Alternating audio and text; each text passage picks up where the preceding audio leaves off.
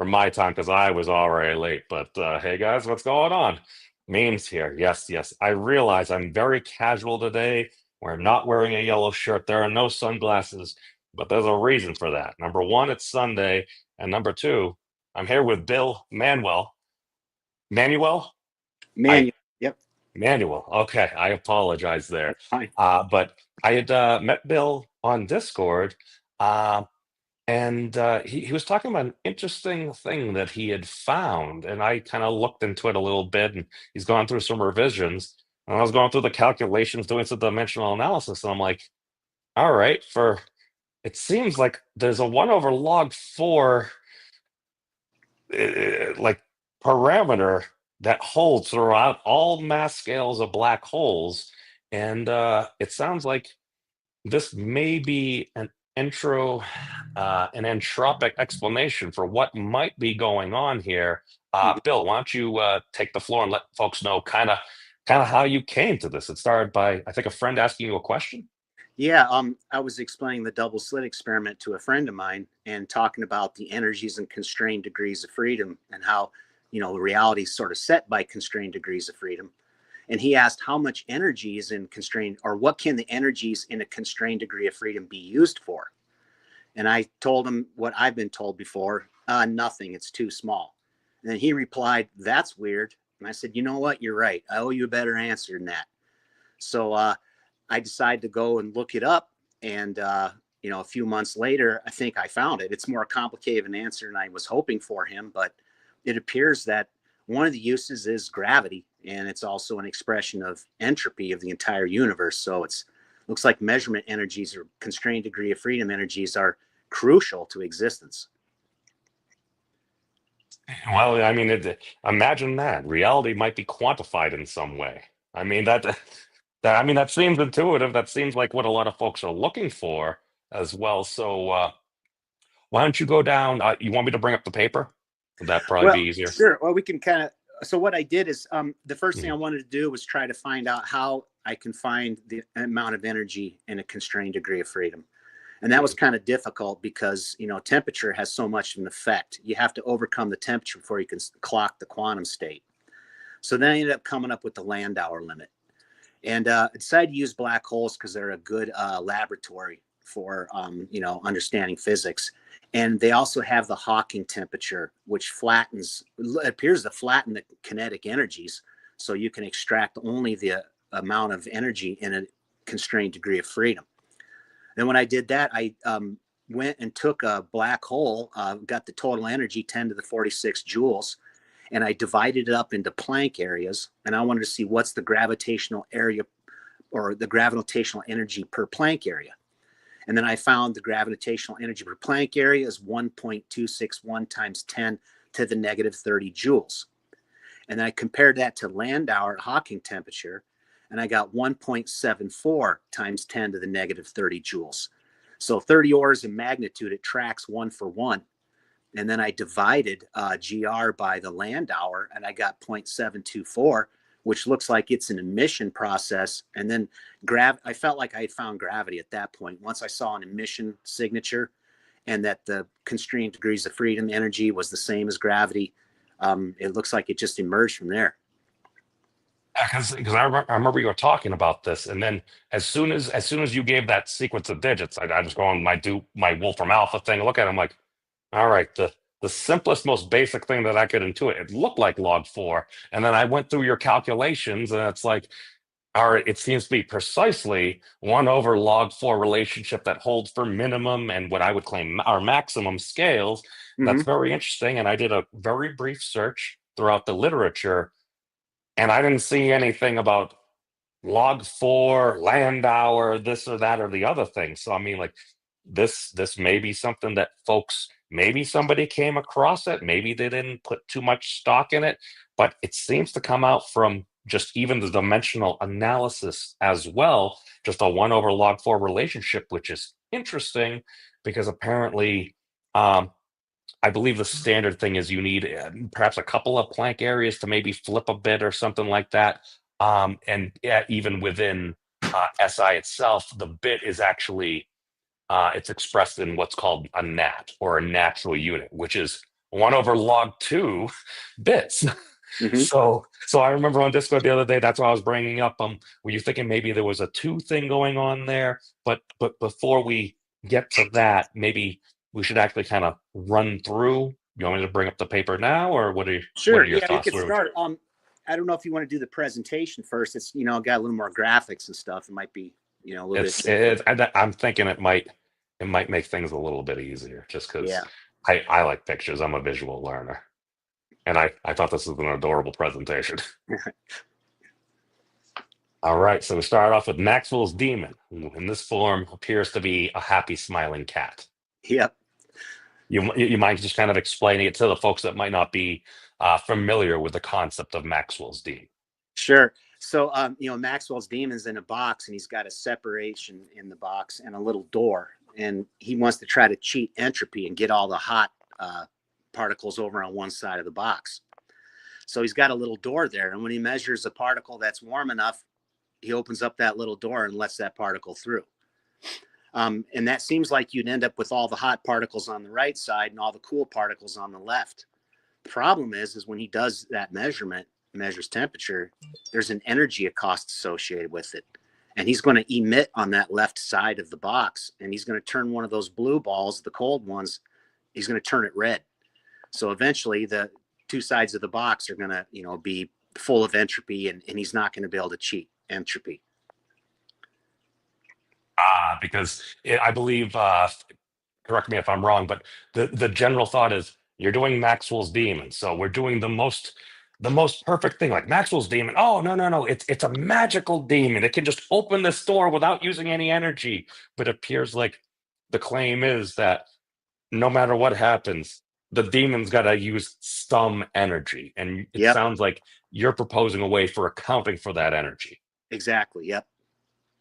Cool. I haven't seen much of anyone accounting for measurement energies. It's just sort of thrown out or ignored. So I decided to take a closer look at it. And I found that, these energies, that particular, that given energies seem to be like a data type for spin or gravity or Hawking radiation. It's the same value, just different data type. See, that's the interesting thing, because there's some things within physics that it's like, okay, we have energy. What is energy? I don't know. I don't Yeah, it's photons, tough. photons. There we go. That seems to be some energy, or I think you've used the term perhaps like a puff of gravity, whatever that is. Yep. Um, and so it's like I claim it's the unreasonable effectiveness of electron volts, because electron volts are a measure of energy, which is as an equivalent magnitude in joules as well. But then if you start going on like Wikipedia and different articles and stuff like that, you'll go through and you'll see like electron volts. We express mass with that. Well, mass energy equivalents, I get that. And then you see it going into things with length and everything, and you're like, wow, we could use electron volts to literally characterize everything. We may need some additional dimensions of measure to do that, but it's very interesting that energy does have that ability to be equivalent in there. So we have that concept there. Mm-hmm. Okay. So now we're going through the way you've constructed it is you're utilizing like a 1 kilometer black hole here. Yep. Hmm. And I show a 2 kilometer diameter, but I use 1 kilometer radius. 1 kilometer radius. Yes. Part. Yes. So just so there's no confusion there. But yeah. So then I basically this is where I start dividing things up into Planck areas on the black hole. Get the total amount of energy in the black hole divided by the number of Planck areas, and then I get that 1.261 times 10 to the negative 30 joules in each Planck area. And you recover all that, you get the 10 to 46 joules for the entire object.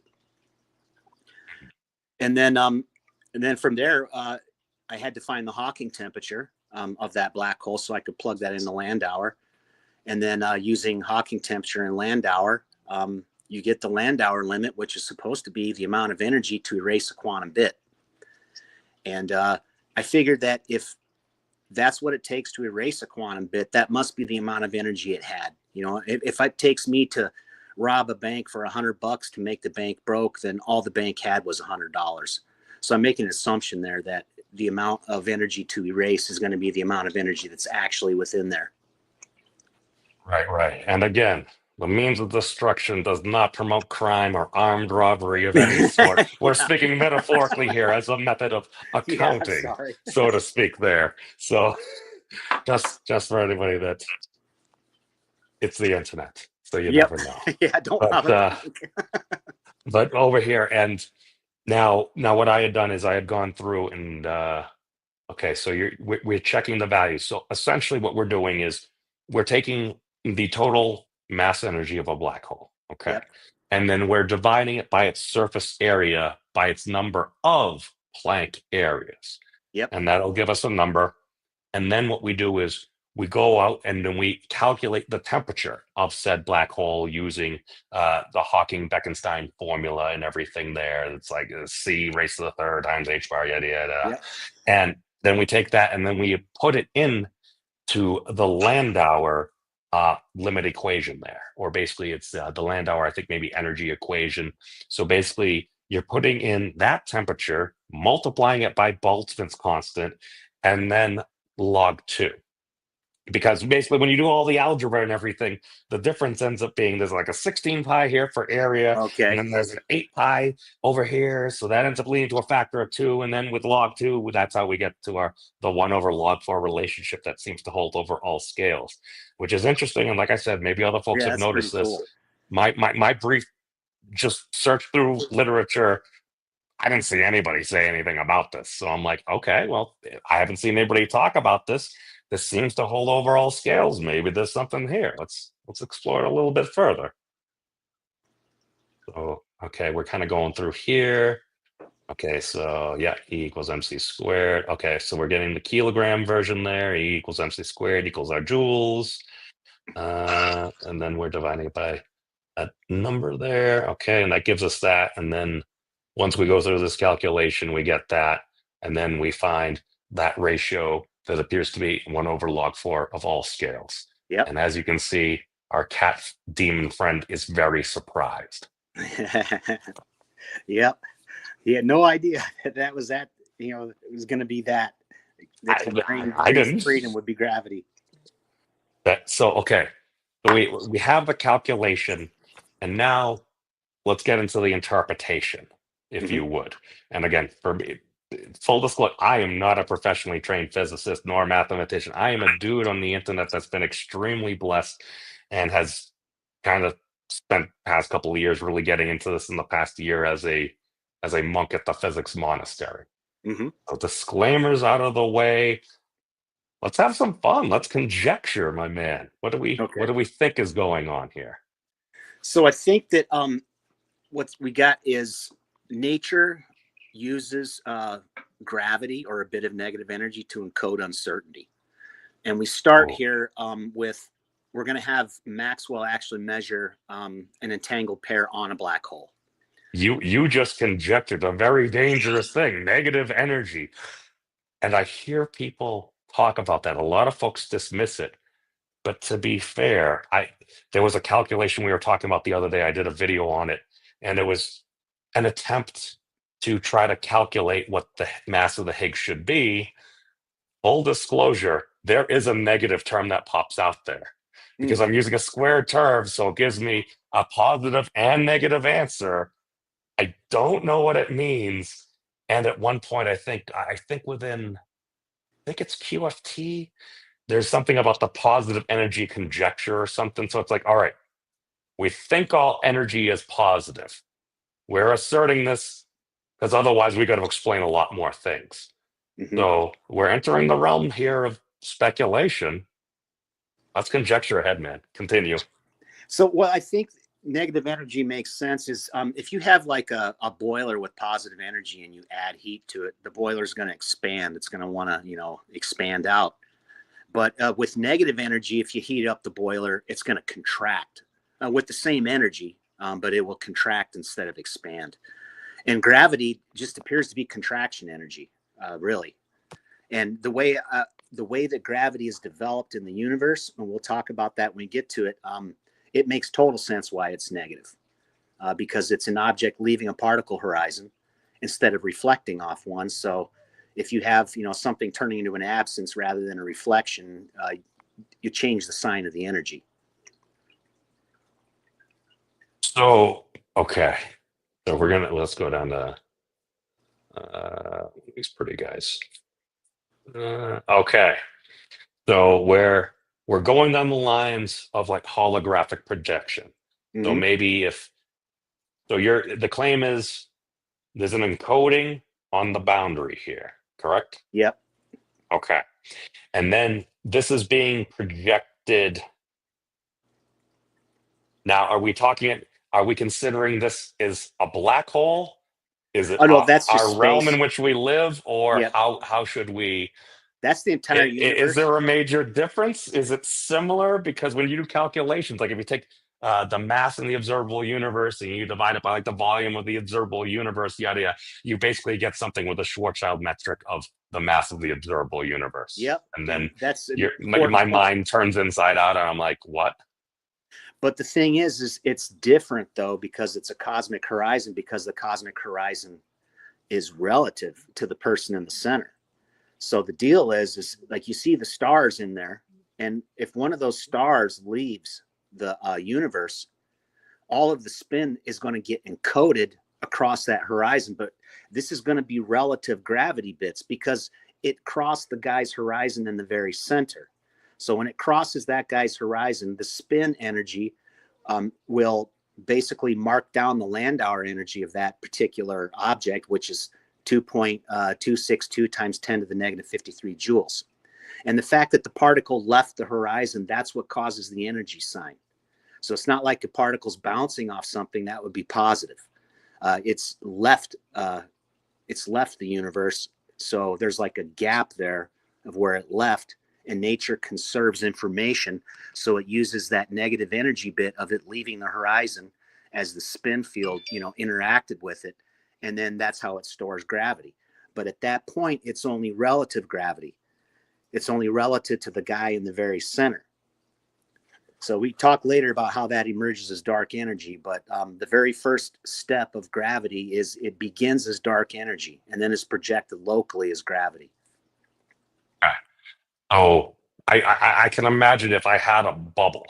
I just had a bubble of fluid, and then there's like a molecule going around. Consider that a star.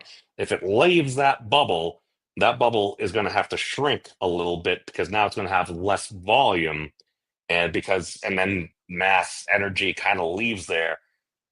I have to ask the question, Bill.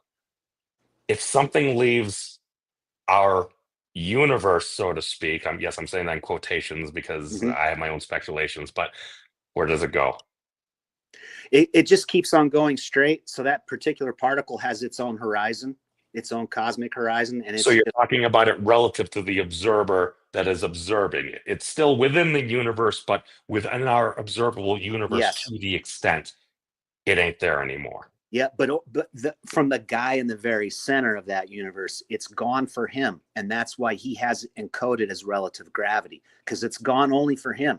His buddy that's 100 miles away, it's going to take another 100 miles before that particle crosses his buddy's horizon as encoded on gravity on his buddy's horizon. Now, do we run into the Wigner's friend problem here? Because it's kind of like, all right, the best of my knowledge of it is you have your standard. Let's get a cat in here. Here we go. Okay, we have our standard Schrodinger's cat here. Okay, it's like the cat is in the box, whether it's cyanide or sleeping gas. I mean, I like cats personally. Yeah, me So too. is the cat asleep or awake? Okay, it's in that superposition until we measure it. What does that mean? You have to open the box, so we need an observer. Okay, kind of a crazy thing. But then you do the infinite regress of, all right, so what if that observer's in there? Let's say it's Wigner. Wigner is observing, but then you have Wigner's friend, kind of like on the outside, and he's like peeking into the door, checking on Wigner, and then Wigner's friend's friend is kind of peeking there, and then we're trying to. It's reductio ad absurdum, or you can't be serious about like if the thing isn't real or it doesn't actually have a state until we actually observe it, but within a lot of the framework of modern quantum theory, that kind of seems to be a thing, or at least some people speculate that, and a lot of folks kind of adhere to that. And it's like, all right, we talk about an observer, yet we don't define an observer. Okay, so my actual question is now, are we saying that it's the effective gravity? Is I think what I'm asking. It's at this point, when a particle crosses the horizon relative to the guy in the center, nature has to encode that piece, that particle going missing. So it uses the departure energy of that leaving the horizon to mark the negative bit of energy. And when it leaves that horizon is going to grow by 1 Planck area. It will have 1 Planck area with a gravity bit in it. So that's, but it's Now only does it relative add to or the guy in the center. subtract a Planck area? Like if something is leaving the effective horizon, wouldn't we have less Planck areas, or what No, are you you thinking? actually you're going to have more because it's going to that's how it's going to balance out the information being gone. It was in the universe, it was accounted for in the universe. Well, now it's left the universe, so it's going to account for it by growing the horizon. And the reason why our horizon is so big today is because 99.9999% of the stuff went across our horizon early after the Big Bang, and it made our horizon grow really big, thank goodness, because that's where all the gravity bits live. And all the gravity we use locally has to come from these cosmic horizons. Now, could we think about this if something is gone beyond our cosmic horizon and there's a lot of stuff out there? I mean, when that stuff being out there, uh, I don't know, would that kind of be pulling on the stuff on the inside? We're viewing gravity as like a Not really, pulling. because remember that the particle crossing the horizon doesn't see anything. He doesn't see an actual horizon. He doesn't know he's been encoded. It's only relative to the guy in the very center. So it's only from his perspective does he see that particle turn to gravity. Does that make sense? Hold on. So I think, can I mark this up? Let me see. And like that Uh, gravity's entangled to the guy at the center because it crossed his horizon and then it encoded the gravity for the bit crossing. But it's only encoded relative to the guy in the center. So the guy in the center is entangled to the dark energy gravity on the event or on the cosmic horizon. because the way I'm kind of thinking of this, let's do this. Okay. So let's assume observer in the center, and we have whatever particle or something that's effectively close enough in the center without vaporizing the person. Okay.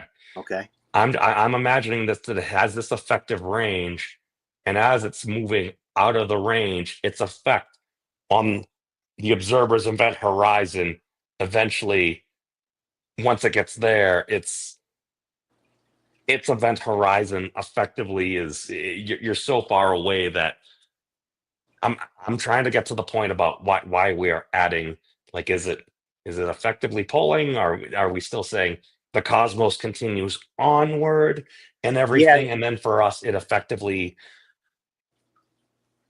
Yeah. It's like, so what happens is this gravity at the center, we have the guy at the center and he's got this giant wall of gravity bits from all the stuff that's gone over before. Now, distant objects to that guy are going to appear to be gravitated by that wall of information, but they don't see that locally. It's only because that gravity is relative to the observer in the very center of the universe. He sees that observer looks like it's interacting with his horizon, but that's because the gravity is encoded or entangled with him. It's not entangled with the guy crossing the horizon. He's not entangled to that horizon. It's only entangled to the horizon from the perspective of the guy in the center. So that means that the horizon is going to gravitate objects across. It's always going to have that black hole event horizon energy sucking things out of our universe. And when those things leave our universe, it has to account for them by adding Planck areas for each bit that left. As long as the material's in the universe, it doesn't need a bit of negative energy to mark its existence because it's got the positive energy within the universe. Oh, let me ask a question that I started to ask earlier. Black hole, our universe, whatever that is there a difference aside from scale? Yeah, there is. And actually, you can kind of think of this. Let me think here. I think that I might need to describe how the gravity evolves to go through the whole cycle, though. So we should probably we kind of talked about how gravity appears on the event horizon. Mm-hmm. So now we probably should talk about the rest of it. How the Is there a particular part of one of these papers that would help? Yeah, I think the other one. Actually, let's go back to where there's like 4 sets of particles up there, and Okay, going through the actual steps. Yeah. Okay. All right. Here we've got the entangled full particles. disclosure for everybody: my name is not Kurt. I am not a professional in that. I have actually gone through all of this and digested it like a professional YouTuber would have. Continue, Bill. Okay. So both A and B are entangled, and they're going to be on their event horizon. And before we measure spin, it's in a superposition. So A is going to be up and down at the same time. And it's been entangled with B. So let's say that Maxwell's demon goes onto the horizon and measures A. So he had to impart at least 1.74 times 10 to the negative 30 joules to have that emerge. And let's say it's up. Now, since matter particles have 720 degrees of spin, you get the up portions emerge, so that energy is accounted for. The unused portion of the matter particle is going to evolve into a wormhole, and that wormhole will actually make A and B local. Now, this is not a classical wormhole of a tunnel between 2 distant particles. This is basically, it's just going to entangle the spin states, and it's going to do it on the holographic horizon, project it down. But I'm kind of starting here just to kind of go through the steps here. So after A and B are local, causal uncertainty is resolved. There's no need for a wormhole to be there. A could tell that B was not right next to it, so it encodes a wormhole for causal uncertainty. A and B then are made local, so B's spin state is set.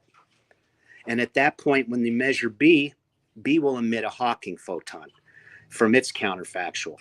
So the unused portion of A's wave function becomes the wormhole, and then that makes A and B local, correlates their spin states, and then when you measure B, that emits the Hawking radiation and makes the black hole shrink 1 Planck area. Okay. So now is the claim, now we're talking about, in this instance, we're talking about a 100-kilometer radius black hole in this instance. Actually, this is this is the 100-kilometer. I was referring to the 1 kilometer actually. This guy. Yeah. Maybe. Okay, there we go. Yeah. Yep. Okay. No, that's fine. I mean, the relationship appears to hold over. Now So that gravity unit is the exact same value as Landauer, and also that Hawking photon is the exact same unit as Landauer. So they're all the same values that clock right through the system. So essentially, the claim is, as far as we know, black holes, you have some say a massive star, all right, it collapses down, and then at that point, whatever happens to form a black hole, those Planck areas would all be entangled. Yeah, it's the black hole is actually a 2-dimensional surface of all the material that fell onto that horizon is still there. It's encoded on the surface, that there is no interior to a black hole. You can kind of calculate the particle speeds and get some enormous energies per Planck area from all these particles interacting at extreme speeds and extreme energies. But what we see out of it is only the gravity being expressed. We don't see the large energies. The gravity is hugging those down to the horizon. So all we see is the gravity emerge. Kylie is harping on lambda. She's very how about this? I feel like you were basically just saying something like that. Comments on basically lambda, aka the dark energy and everything. I know that I feel like you kind of were just talking about that, but maybe for a noob like me, kind of like, where does that notion come in? The which notion, then? The lambda, or what we refer to as dark energy, is that basically that negative pressure component, or?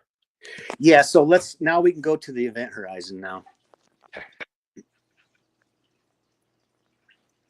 This guy, or? Yep.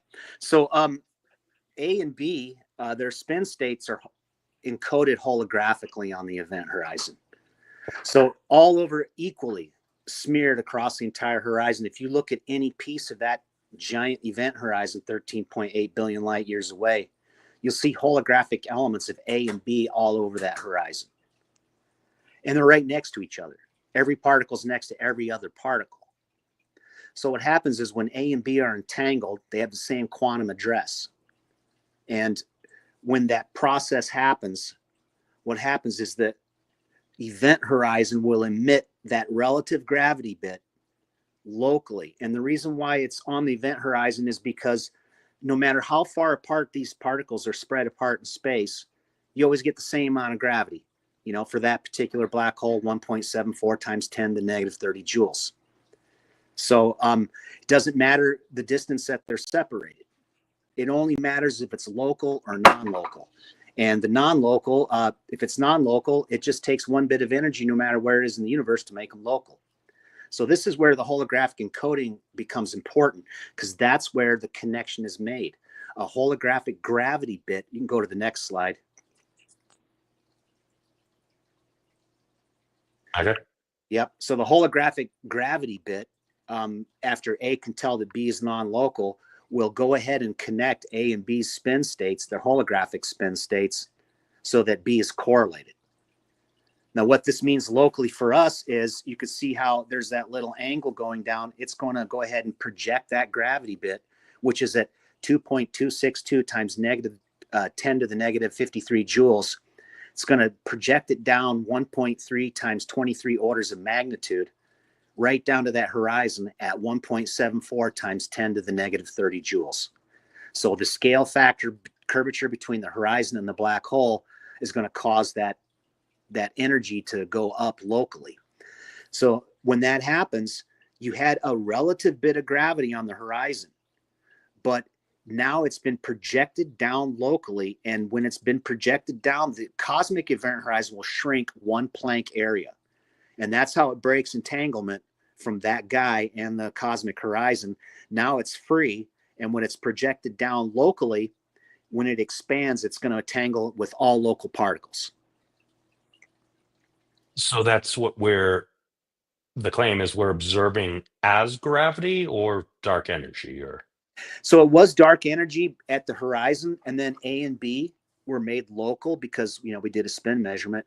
Then it's no longer dark energy. It extinguishes one Planck area of dark energy and projects it down locally as gravity.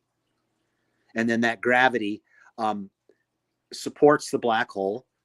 And then when it emits a Hawking radiation photon, the black hole shrinks. So the cosmic horizon shrinks upon emitting gravity, and the black hole shrinks upon emitting Hawking radiation. So the two will track. As the horizon gets smaller, the black hole gets smaller. so it's an accounting scheme or Yep. system. Yeah. So we fully account for all the energies, actually the entropy of the whole universe.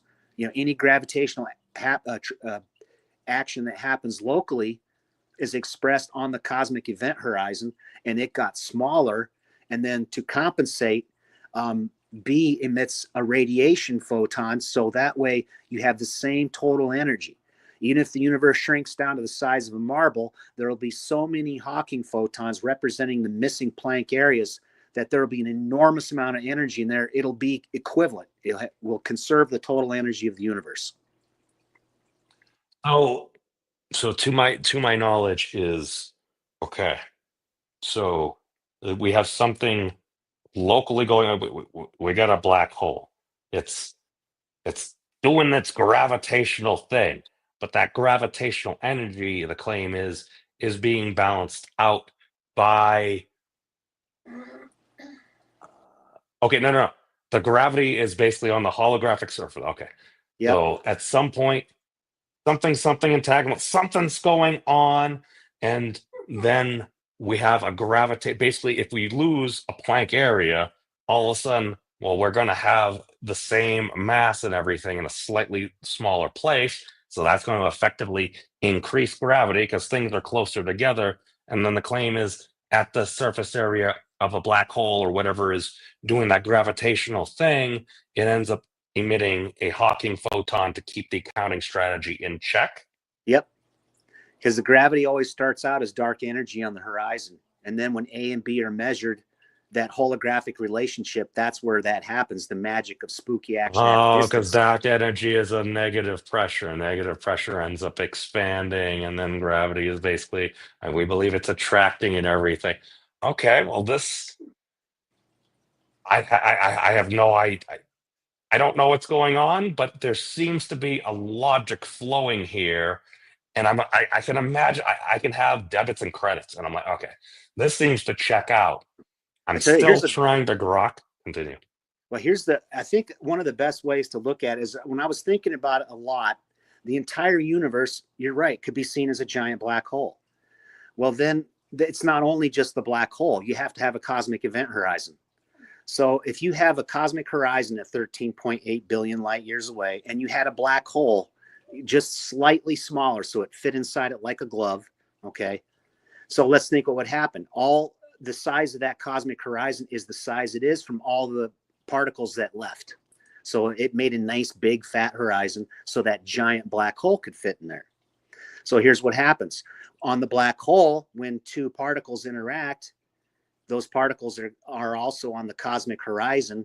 So the cosmic horizon emits a piece of dark energy onto that black hole, which turns to gravity.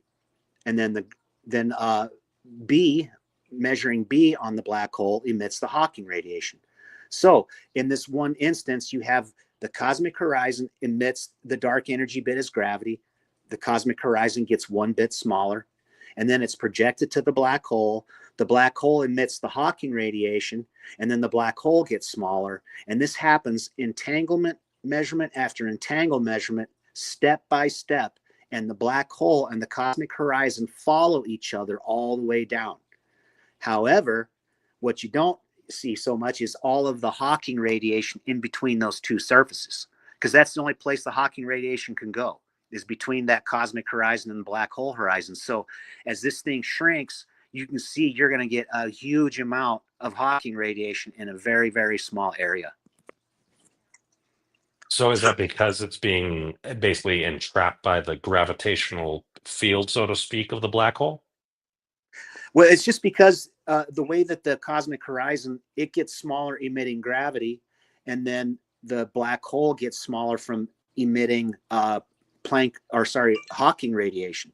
So every cycle emits one gravity, one Hawking radiation. So that means both the cosmic horizon and the black hole will both get smaller at the very same time. Every single interaction, when you lose one Planck area on the cosmic event horizon, you're going to lose one Planck area on your black hole, and your black hole and cosmic horizon will shrink in synchrony. Every single measurement that happens will cause it to shrink one area on both surfaces until it gets smaller and smaller and smaller. And the whole time it will track sizes, but the total energy in the universe is conserved because of the Hawking radiation. So the way I'm following this, it almost sounds like the source of gravity is actually just dark energy. That's it. Dark energy is gravity, but at that point in time, it's only entangled with the guy in the center. It's not entangled with anything else, so nothing else can feel it. Now, when we see objects being gravitated across the horizon, it's us. It's like it's being pushed away from us. That object is not feeling any energy. That energy is what we see from the energy of our cosmic horizon. That's a very interesting thing, because I remember It's I like think it gravity, was it's right? You because don't feel when you look acceleration. into it and they There's start no describing it, well, this is like a negative pressure, and you're like, what is a negative pressure? Because pressure is normally, it's like, all right, you're squishing stuff down, it wants to go up. Negative pressure will mean it wants to go in. I'm like, Yep. oh, that sounds a lot like what gravity does, at least according to our view of it or our observations of it. Um, yeah, Now realize that's though, this cosmic event horizon, all the gravity's like inverted, so it's like an inside out black hole, a relative that's inside out black hole. And that's why it's relative, because the bits that cross that cosmic event horizon are relative to the guy in the center. So that means the gravity bit has to be relative to the guy in the center. It's not a gravity bit in some other guy's horizon. It's only a gravity bit locally. And then once it's emitted from the cosmic horizon locally, now you get real gravity like we're used to. It affects everything in within its reach or within its sphere of influence. Wow. Now, yeah, I mean, if that was true, then I must like reek of dark energy and stuff like that. It's I'm doing all this negative pressure. Oh my God. Need some anti-dark energy deodorant or something like that. Well, you think about it, if you do a little bit of thinking in your brain, and that actually causes things to move, that causes particles to entangle, and that entanglement causes gravity to be emitted inside your brain. And then your brain emits a little piece of Hawking radiation. So by thinking, you're making the universe get smaller. By doing anything, you're making the universe get smaller. Now, that's a very bold claim, Bill. How do we reconcile that with the apparent expansion of our universe? Well, it's actually the direct cause of the expansion, because if we see somebody close to our cosmic horizon and in our relative gravity's dragging them away, at the same time, that guy's got his own cosmic horizon and he's seeing his relative gravity drag us away. So it's about the relative nature of things, even though locally we don't see some giant gravitating wall, but we are moving next to light speed from a guy who's 13.8 billion light years away. He says it's moving at incredible speeds. Well, that's because the gravity that's moving us is only relative to him. So that's the story he sees. We don't see that story. We're not entangled to his horizon. He's entangled, but we're entangled to ours. So we see what we think is really going on is we have a giant cosmic horizon that's dragging him off. But both people tell the same story. So that means that people separate because of that effect.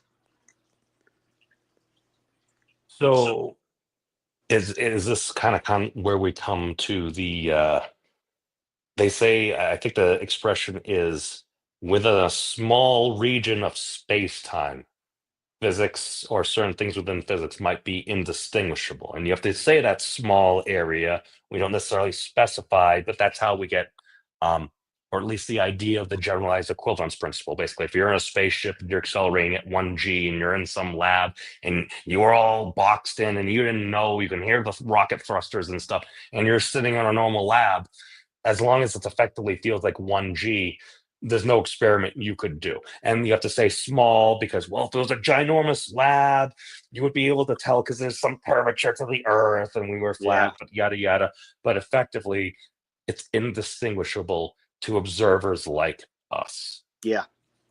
Okay, that leads to the next question. What is an observer? How about that? Just what is an observer? Every particle is an observer. Every Ooh. particle has their own cosmic horizon. In the early epochs, it was very, very small. But then as particles were produced, they were dragged across the horizon, which made the horizon grow very fast.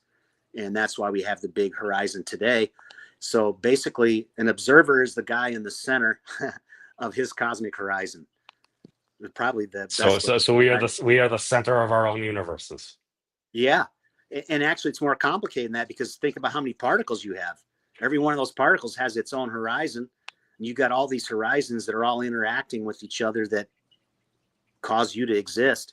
But it's pretty crazy that, yeah, every particle's got its own horizon. So I was going to say I need to do this a lot more times, and I don't have the patience to do that. It's then because I was going to say, just if I try to think of it as a single example, it doesn't make any dang sense to me.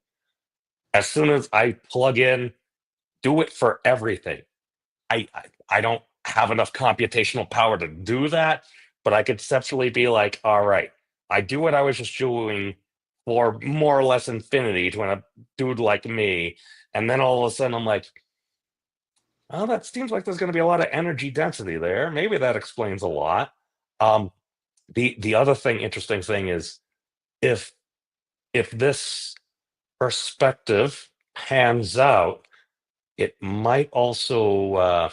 I'm not sure if you seen, but I think it was about 2, maybe 3 years ago, where there was a paper that came out, and they showed a 7.5 or whatever sigma correlation with like supermassive black hole growth and dark energy.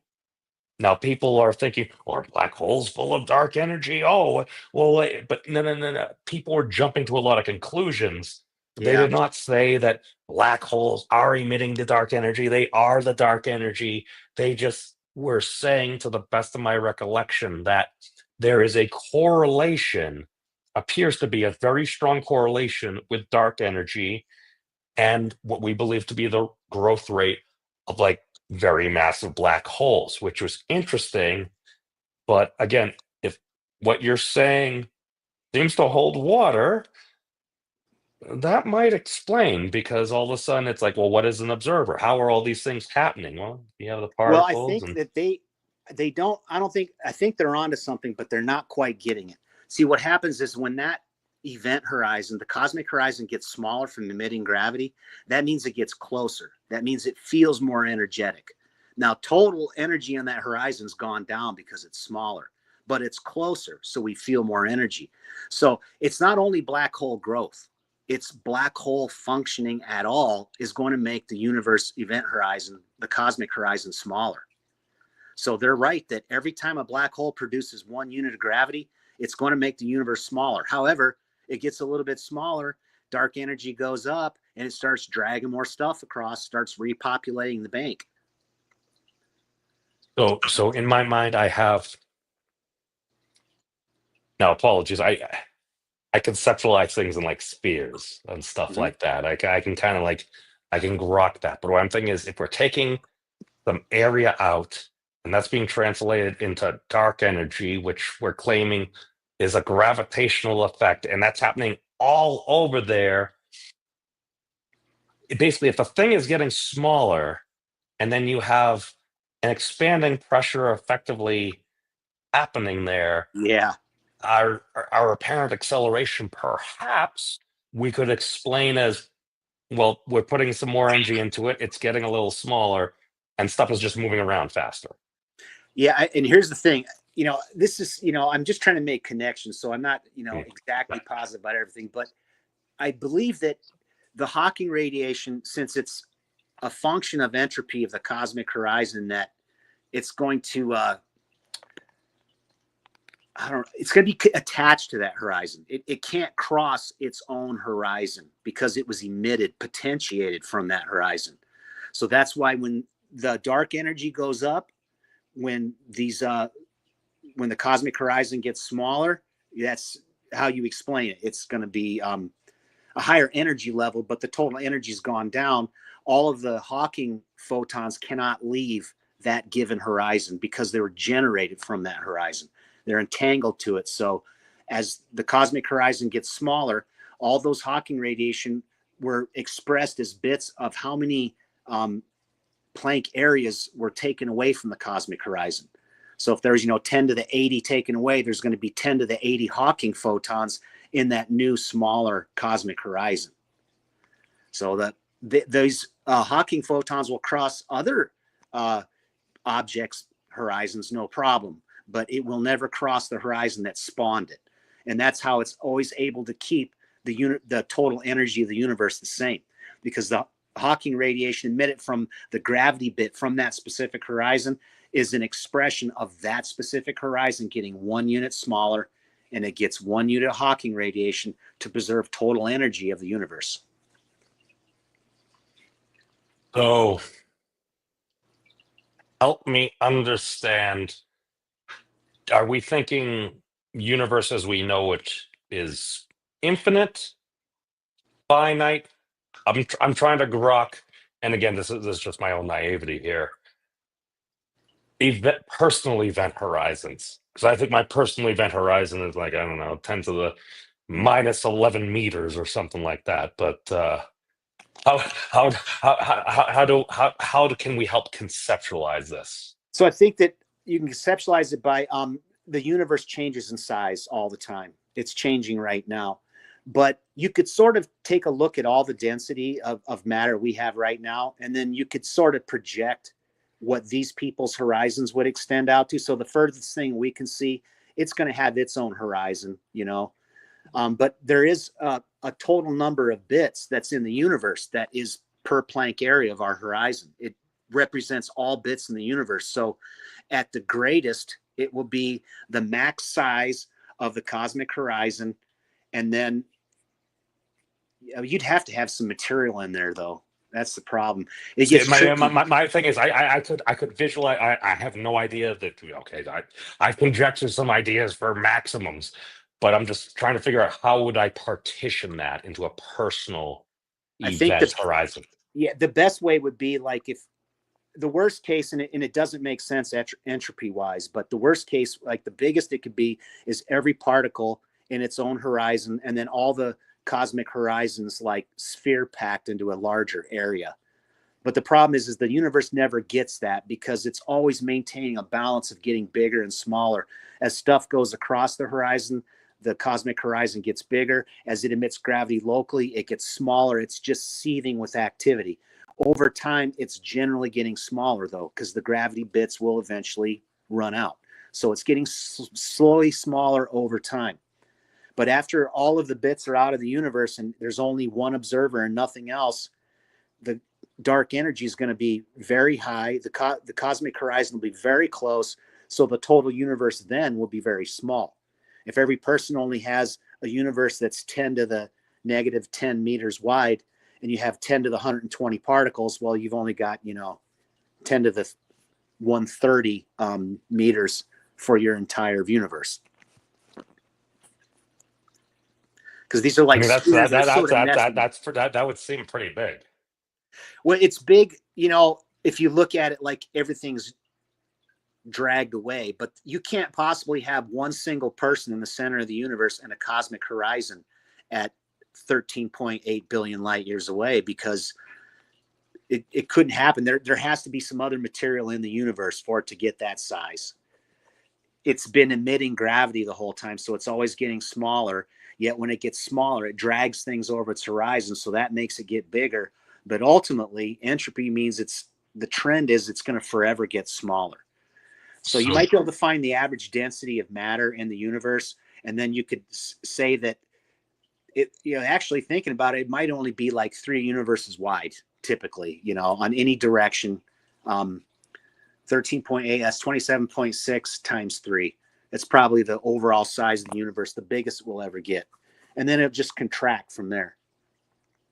I think the current estimate of the radius of the observable universe is about 10 to the 26. So yeah, 10 to the 27, 10 to the 28 would be about 3 of those radii. Now, could you clarify when things pass or are dragged by the horizon? What do you mean by that? So those are actual gravity, but it's a bit of negative energy. And then things that are within our horizon that are far away, they're going to feel that energy from our horizon. As they get closer, that energy will get heavier and heavier. So things that are like, 50 million light years away, they're like, they're 13 billion light years away from our horizon. They're not going to experience a whole lot of energy. They're going to go on at a clip at maybe, 70, 80 kilometers a second, but they're not doing light speed. So, but then as objects are further away, they're going to feel that relative gravity of our horizon much more strongly, and they'll be gravitated much faster. So it's basically the distance away is going to tell you how much of your local dark energy that distant observer is going to feel.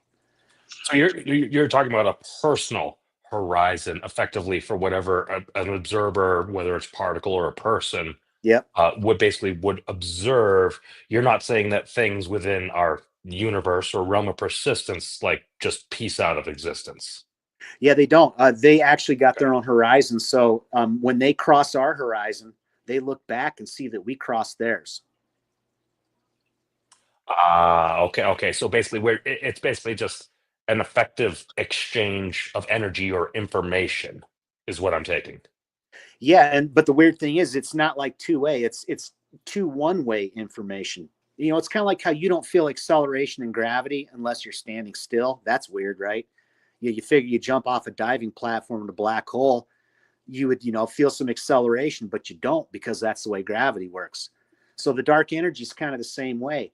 they don't, the distant people don't feel the dark energy, but you see the effect it has on them. Even though those distant people don't feel your dark energy, you see the effect. So it's that kind of effect. It's the weird nature of negative energy. And because It's that dark energy is only entangled with the person at the center of their horizon. so it's interesting because one of the things hold on, let me get out of this. Close that preview. Okay. Because when I'm conceptually, and again, a lot of things we're talking about, I'm sure there's plenty of people that take massive umbrage with the things that we're saying. Oh, you're talking about negative energy, even if it occasionally comes out from some calculations and stuff Yeah. like that. Because square terms, I don't know, could be positive, could be negative. Don't blame me, blame math. Um, but what I'm thinking is it seems that you've kind of developed a bit of an accounting scheme. And again, we're conjecturing about Yep. what this interpretation might be. And it's a new perspective. I haven't heard this before, but it's what I'd like is neither of us are officially trained professionals within physics, but we are entertaining ideas, we're following evidence. And like most good stories, it starts with a question. You you give the standard canned response, and it's like, okay, well, that really wasn't satisfactory. And like even your friend was like, oh, that's weird. It's like, all right, I Yeah. need a better explanation from my friend. So you go delve into it, notice this. It's like, all right, well, this is this. Let me see if I can find anything else interesting. And we find more interesting things. And then it's like, all right, well, this relationship seems to be 1/log 4. So what I was thinking is, let me bring it up and let's just go over through some of the calculations so the folks can see that we're not just spouting hot garbage. Perhaps it's hot garbage, but at least it's mathematically verifiable hot garbage. Well, also, when people don't like the idea of negative energy, the thing is that's how gravity and Hawking radiation are two opposite energies. That's how you conserve energy in that thing. I mean, you've got two entangled particles. You're going to have a spin up and a spin down. That conserves. Well, you got two more bits left. What are you going to do with those bits? Most people just throw them away. But I say you can't. You get one Hawking radiation, and then you have to balance the Hawking radiation with negative energy. I don't see another way around it. So it's like the negative energy almost emerges. So that whole entire entanglement sequence conserves energy and information. I don't know how to do that other than negative energy at Landauer energy. Now, here's an interesting thing. This is just a bit straight up more of an opinion thing here. It's like, all right, negative energy or negative mass, bad. We can't do that. But we have dark energy. That's negative pressure. That's totally fine. Yep. So yeah, Now, no negative mass. There's negative energy though. right. That's why I'm doing the pointing both Oh, I ways. see. It's And to me, it seems I like when a particle leaves an event horizon, that you could see if that event horizon was a given surface, for it to make it through that event horizon, there's going to be some energy involved. And I could see very easily that it's going to encode Landauer energy because, Landauer's ubiquitous, but it's going to have to be, the sign has to be negative. This is not positive Landauer. It's not bouncing off something. It's not emitting in, it's leaving. So it's got to be negative Landauer. I don't see any other way, but I'm not a physicist either. So maybe, there's a really good explanation that nobody's come up against yet. And a lot of the people that don't like my idea, they do not want to account for energy cost of correlation. They think it's free, but it seems like it's work to me, because when a state changes, that's called work. So they have to account for work. And I don't know. It just seems a little bit if you weird to me. don't work, I mean, remember, there's no such thing as a free lunch. Yeah. And the thing is, you can see in this perspective, the entropy of the whole universe is driven only by measurement cost. It's going to get smaller and smaller and smaller as gravity ticks. That's the clock. The gravity bits in our event horizon, that's the clock that's ticking down. When that thing gets really small, that's it. That's it for that particular universe. Now, I'm pretty sure it's going to bounce back because all the Hawking radiation's in there, probably condense back into photons. But it just seems to make a lot of sense. Everything seems to balance. There's conservation at every scale, from micro to macro. And it feels really logical, but I think the more people are into physics, the more educated they are, the bigger problems they have, because some assumptions are so ingrained. that it's going to be hard for them to undo those assumptions in their head. Where I went in with less assumptions, so I could start looking to make sure that conservation of energy and information are real. And to me, people that proponents of GR that don't like what I do, then they're sort of admitting that there is no conservation of energy. You've got singularities that, you know, have infinite energies, and just some strange things go on. So, you know, I like to refer to it as the power of not knowing any better. Of yeah, oh, here are the constraints and the boundaries of the system. Whereas if you go in with like a childlike curiosity, it's just like, I'm yeah, not doing this because this is my job. I'm doing this because, well, this is interesting. I would like to know the answer. I would like to get at what's going on. And that was what really struck me, is because that was your story. It's like, hey guys, this seems to be an interesting thing. I remember you posted it on Discord, and I kind of like, I go into it, I start going on to it, and I happen to be in a voice chat, and you joined. You started mentioning it. I'm like, wait a second. Oh, I just downloaded the paper you posted earlier today, and I was going through it. So I had asked you some questions. We've had a few more correspondence, and we go through some of the numbers and stuff. And it's like, all right, well, it seems to be a 1/log4 relationship. And it's like, all right, well, we need to encode things with Planck areas there. It's like, well, 4 sounds like a very orthogonal thing. I'm like, well, natural unit of information is 1/log2 there. And then it's like, all right, well, oh, I'm even thinking more things. So but let's actually jump into just a couple of computations real quick. sure, So let's do this guy. Okay, so let's do this. So what are we doing? That's for the event horizon radius. This is for area. Okay. So we're just using one Planck mass, so an effective 1 in natural units. For this gives you this number, which equals, shortcut is, it's 16 pi. That's what it ends up being, because it's about 50 Planck area. And if we do, we'll just take that number, boom, divide it by Planck area. Let's make it bigger. Okay, 50.26, which, oh, look, 16 pi, our good old friend there. Okay, so I'm actually going to grab my notebook because I had done this out earlier, just so I don't confuse myself while I'm doing it. Friend here. Okay, so we get our number of Planck areas. So we have, all right, so 16 pi. Okay, and then we need the mass energy of a black hole. Okay, do like mass c squared. Yeah, it's going to be our total mass energy. Okay, so we have this joules. We will divide this by 16 pi. Total areas. Okay, gives us that number in joules. Now we need Hawking temperature, which should be this guy. Yep. All right. 6 times 10⁻30 Kelvin. I'm going to take this, plug it into Landauer, which would be the well, you Boltzmann. don't want to convert any Hawking temperature to joules, though. Otherwise, it'll give you some dorky numbers. Oh, maybe the Boltzmann constant will do that because it's the energy relationship between temperature. Okay. So, and then that's log 2. So it should, yep, there we go. Yep, same power. Yep. So we got our joules there. I'm going to take our joules from there, plug it into our joules from here. And let me see, I might need to, this guy. I think, oh, did it the wrong way. All right. That should be, I think that's just log 4.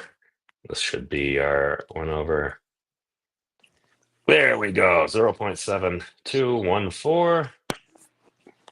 Plug our friend over here.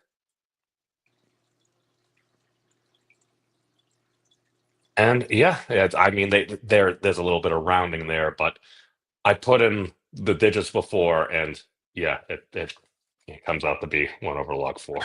Ah, And But you know, whatever. I've never had the resolution of Wolfram Alpha 2, so that 0.724 that may not be as tight as I hope. Although, what you It's got? it appears, at least from the dimensional analysis, that it everything does seem to cancel. So it does seem to be 1/log 4. I went back ahead and double checked Wolfram myself because I got a little confused in the dimensional analysis. But yeah, it does seem to be a 1/log 4 relationship for this entropy thing that's going on here. Now, do I know exactly what's going on? No, but it's interesting.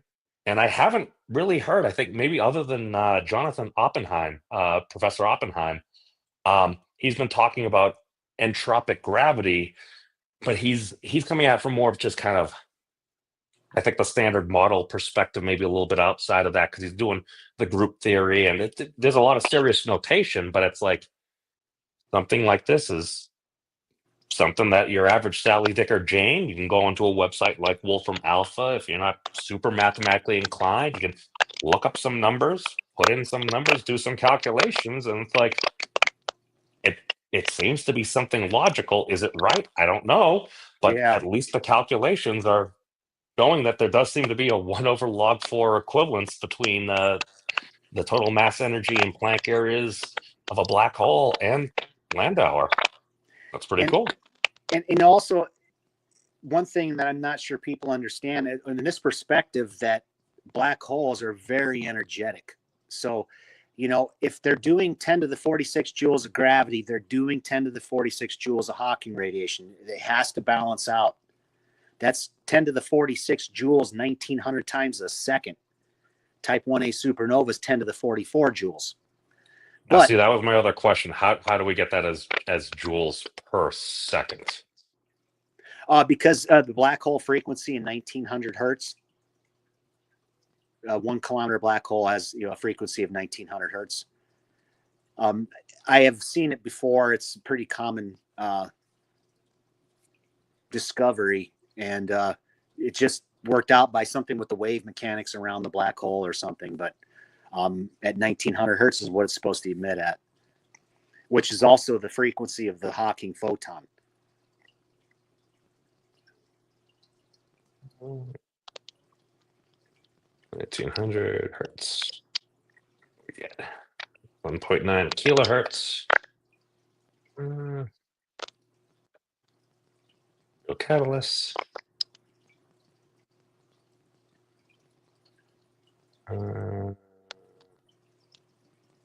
Radians. Yeah, see, that's the thing there, just because if we're, is it in the presentation? I don't have the frequency calculation, and I didn't really talk about how bright they emit. I wanted to, because if I make it seem too weird, people are going to freak. However, I mean that sounds like a lot, but the thing is since background radiation is 10 million times higher, by the time that black hole condenses space around it, the background radiation is 10 million times higher than the Hawking radiation. My thing is, if the claim is it's per second, like, I don't doubt that the total mass energy in a particular black hole. It's just, and again, I'm not saying you're wrong. I might just double check that as well, Yep. because this is about a 10 to the 30 or 10 to the 29 energy mass equivalent there. But I'll just be cautious of that. But in the meantime, Griswold Grim is saying, is that Joule ratio when the Ghostbusters cross the streams? Is in the what? Is that the Joule ratio when the Ghostbusters cross the streams? Oh yeah. Never cross the streams unless you're facing the Stay Puft Marshmallow Man, apparently. Yeah. But cool. So yeah, I mean, we've been going for over an hour, man, and okay, I feel like I'm starting to slowly understand what you're communicating here, and it's interesting and got me some practice doing some dimensional analysis. You want to give the folks some parting words? Yeah. One thing that I'm kind of surprised. I mean, it still could be wrong, right? I mean, I'm still a new guy at this, but I'm surprised at how simple it all seems. And how well it conserves energy at all scales, how well it defines entropy of the entire universe. I know it seems like a super, super simple idea, but maybe nature is just that simple, and nature's like a giant quantum computer, and that's just what it is. I believe some wise folks have spoken that nature is simple. Yeah, that would be awesome. So, cool. All right. So, Bill, if you want to stay on for another couple minutes, just wind down after this. I'm just going to end the broadcast right now. So, hey, Okay, thank you all for tuning in, and we'll catch you next time. Peace out, everybody. bye. All right. I hit the